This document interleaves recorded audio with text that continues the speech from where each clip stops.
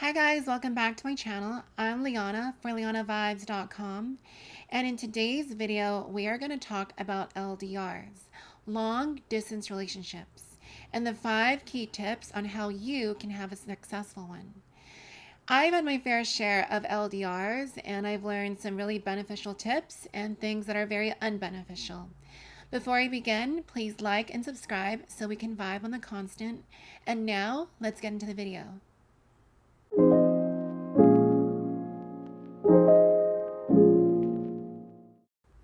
LDRs are challenging but also very rewarding.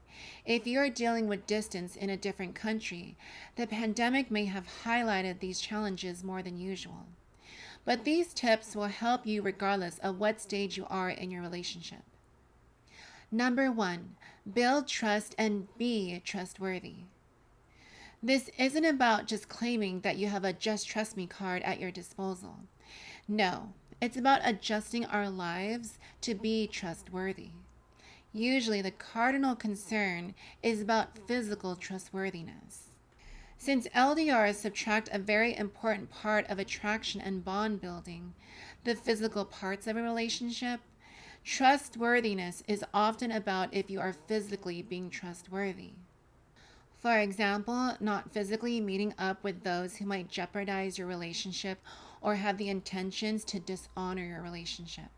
Not spending quality time with those who make you cheat, either physically or even emotionally. Who are you spending time with, texting, calling, and chatting with besides your partner? You also want to be honest about your sincerest motivations and intentions in why you are pursuing the unique challenges of this LDR. Do you plan on closing the gap? If so, when and what does that timetable look like? 2. Partners don't worry about when you're on the phone with them. They do, however, worry about the time when you're not on the phone with them. What are you doing to make your partner feel thought of throughout the day? We all have limited energy before we turn in for rest. Some LDRs feel it's important to keep the vibe going and set some time aside for FaceTime every day. Regularity and consistency builds attraction. This is the core reason why sometimes we grow a fondness and attraction to our work colleagues. It's about the consistency of exposure that oftentimes build attraction. You can allot some time where you're planning a thoughtful surprise to send their way. Maybe it's in preparation for the next date night that you guys share. Something to address the lack of physical proximity. In my previous LDR, I would send handwritten letters, which is a lost art form today. Though we would speak on the phone every day, sending a letter with my handwriting on it was to help him think of me, to make him feel like I was there. Touch is hugely lacking in an LDR. I sought to address that. I also love to draw, and I would send things that I drew of us his way. And in many ways, I was sending signals of what I needed from him too. Something to hold, something to smell, something to remind me of him as if he were just right by my side. Discover and find creative ways that you can make your partner feel as if you were right there by their side. 3. Clear boundaries. This ties with point number 1. You need to know your boundaries. Explicitly and clearly state them.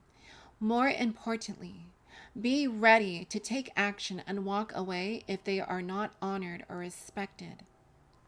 For example, in my last LDR, I flew up to his location.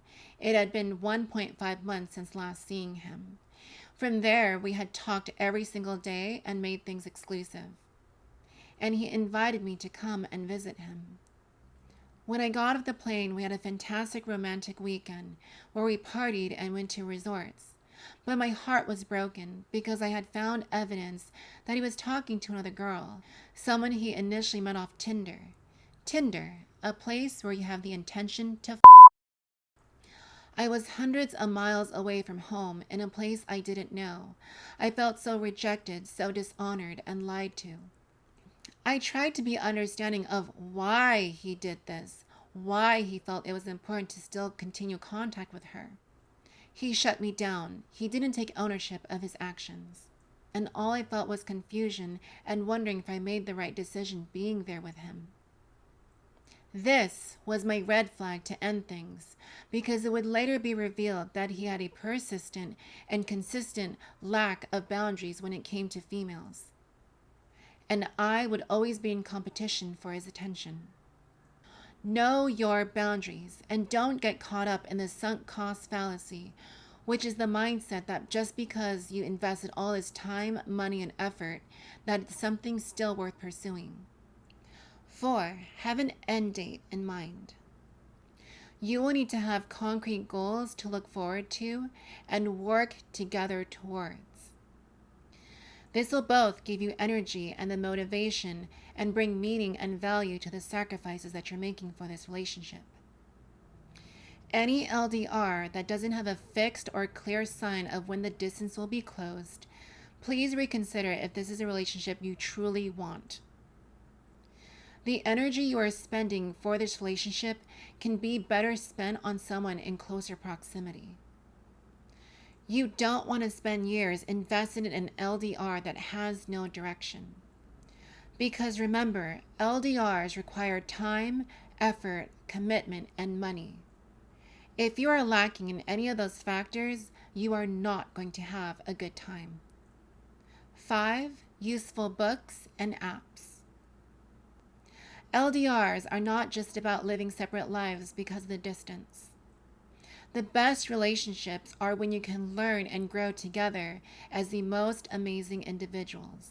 Together. How does one accomplish this with distance? Meaningful, purposeful, and educational activities together. I'd highly recommend downloading apps like Lasting, which does an incredible job of learning healthy skills in relationships. You get real-time notifications of when your partner finishes a course or answers questions, and it really gives you deep insight on the inner workings of your partner's mind and something you can actually discuss later on. It brings depth to your relationship. Read books together. I highly recommend the book Attached by Dr. Levine, which focuses on attachment style. You can really learn about your attachment style as well as your partner's. Also, watch videos by Thais Gibson and her personal development school, which I'll leave information in the description box below. By learning about healthy relationships together, you deepen your relationship together. And here's a deeper truth.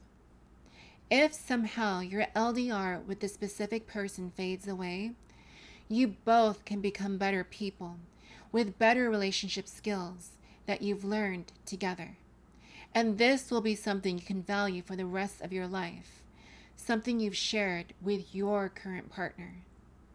LDRs has its challenges, but it also teaches you a lot. Plus, the experience of travel is a big one. It's the perfect excuse to travel and make that a top priority. So, if you have the time, commitment, effort, and money, I highly encourage you to pursue an LDR if you feel the person you are pursuing is deserving all of that from you. And lastly, remember, LDRs flourish on words alone, so be intentional, mindful, clear, and honest with your words. LDRs survive on words, on the things that you say and the things you don't say. Well, that's all for today's video. Thank you for tuning in today. Please like, subscribe, and share, and I'll catch you guys in the next video. Bye for now. Waiting daylight, get back, no man feel right.